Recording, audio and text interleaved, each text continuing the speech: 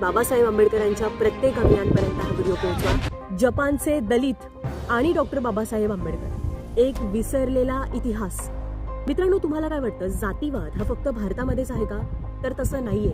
चक्क जपानमध्ये एका समाजाला शतकानुशतक अस्पृश्य मानलं गेलं। आणि धक्कादायक गोष्ट म्हणजे जेव्हा जपानी समाजाच्या नेत्याने थेट डॉक्टर बाबासाहेब आंबेडकरांची भेट घेतली। जपानमध्ये या समाजाला बुराकुमिन म्हणतात।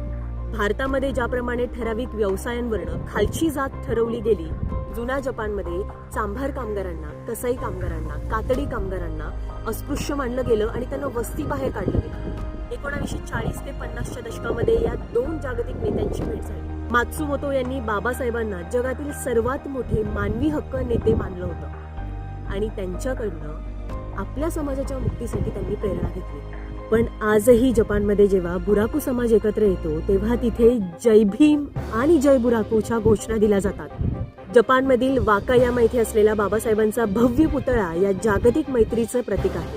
त्यामुळे बाबासाहेबांचे विचार हे फक्त भारतापुरते मर्यादित नव्हते, तर जगातील प्रत्येक शोषितांसाठी प्रकाशाचे किरण ठरले होते। जपानच्या या गुपित इतिहासाबद्दल तुम्हाला काय वाटतं, कॉमेंट सेक्शनमध्ये नक्की सांगा आणि बाबासाहेब आंबेडकरांच्या प्रत्येक अभियानपर्यंत हा व्हिडिओ पोहोचवा। जय भीम।